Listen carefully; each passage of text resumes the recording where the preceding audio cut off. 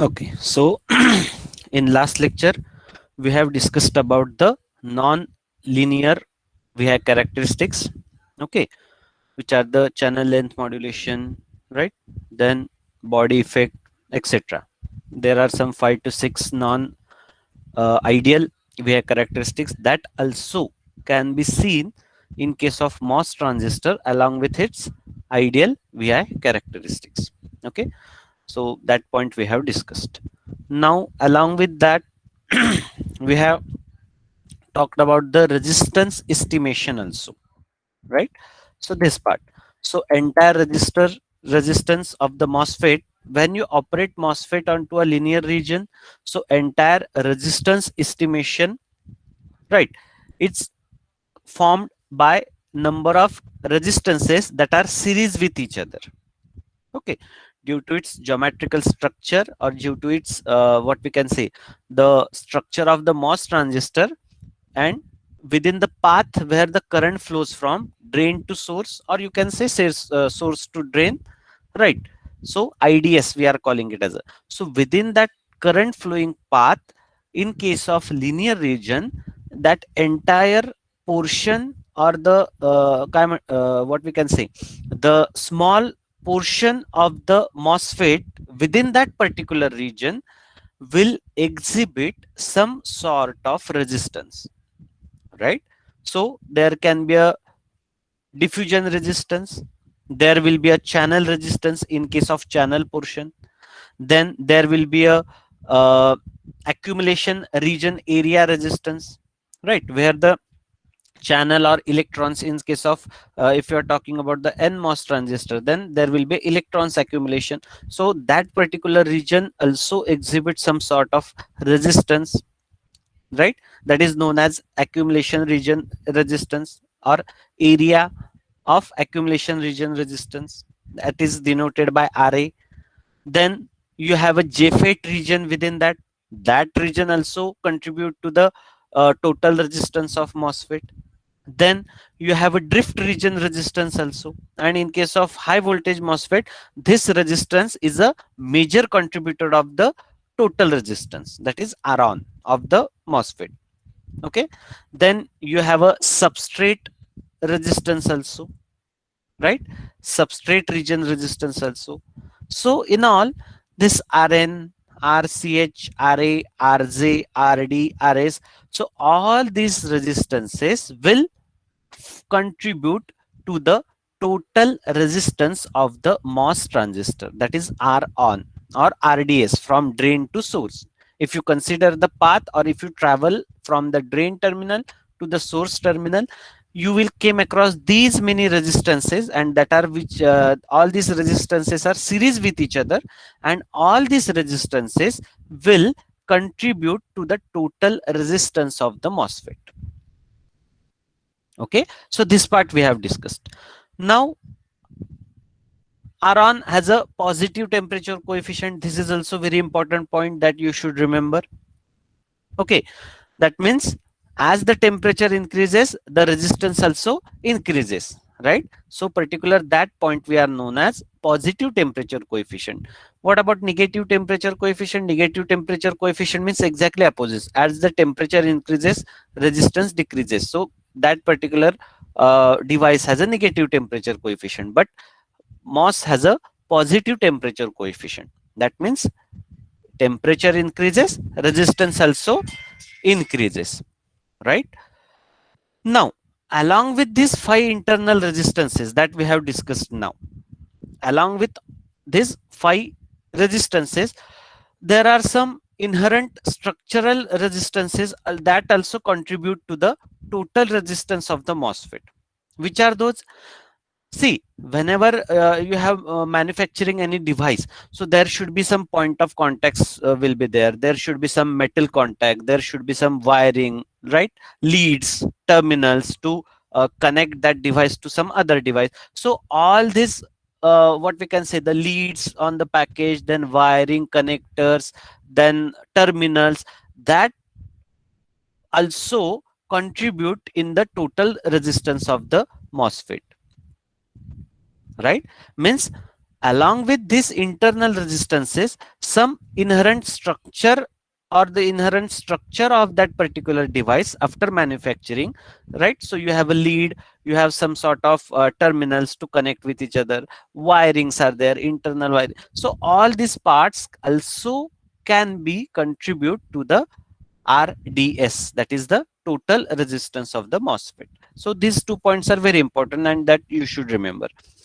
Now, actually, what are the formula to calculate this particular, what we can say, the resistance? So there is one formula, Ron is equal to 1 divided by 2 into Kn multiplied by VGS minus VTS. And this is the formula. By using this formula, you can calculate the resistance. Now this Kn can be replaced with the mu n into Cox into W divided by twice the length, right? And this Kn is known as conductivity factor, right? This Kn is known as conductivity factor. Now what is this mu n? What is this Cox, right? What is VGS, VTH? So if you replace that Kn value into the above equation, that is the Aron equation, then you will get the final equation as a Aron is equal to L divided by mu n into Cox into W multiplied by VGS minus VTH. Now what is the L? Length of the channel. What is W? Width of the channel. What is mu n? Electron mobility. What is Cox? These parameters we have already discussed. Gate capacitance per unit area. And what is VGS? Gate to source voltage. And VTH? Threshold voltage, right? So if you have these many values, easily you can calculate the Aron, that is the total resistance of MOS transistors, right? Total resistance of the MOS transistor. So this is about the resistance estimation part. Now the next part that we are going to discuss about the MOSFET parasitic capacitances. Okay, up till now we have discussed about the resistance estimation, but MOSFET also exhibits some capacitance, or MOSFET based on its structure and geometry, the MOSFET also exhibit some sort of internal and external capacitances, right? So you can categorize these capacitances as a extrinsic capacitances and intrinsic capacitances, right? These are the two general categories in that you can actually divide the MOS parasitic capacitances, intrinsic and extrinsic, right?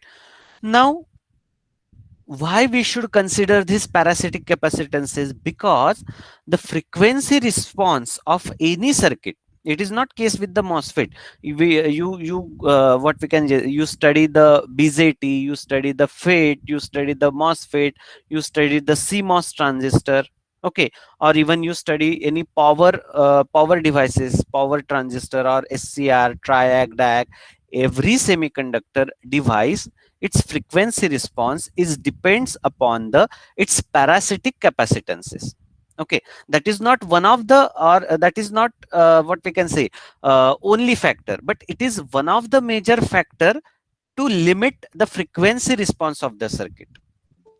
म्हणजे फक्त parasitic capacitance हा काय एक factor नाहीये frequency response define करण्यासाठी, पण तो एक महत्वाचा फॅक्टर आहे आणि त्यासाठी तुम्हाला पॅरासिटिक कॅपॅसिटन्सेस हे कन्सिडर करावेच लागतात. Otherwise you are not able to estimate its frequency response very accurately, right? If you want to estimate the frequency response of the circuit, then you should consider the parasitic capacitances, because this is the one of the important factor to limit the frequency response of the circuit.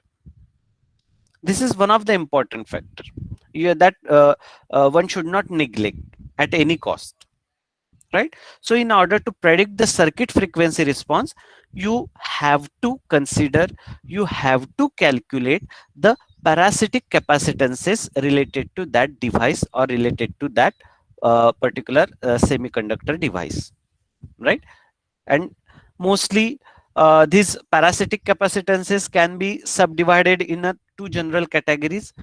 One will be the extrinsic capacitances and other will be the intrinsic capacitances, right? One will be the extrinsic capacitances and other will be the intrinsic capacitances.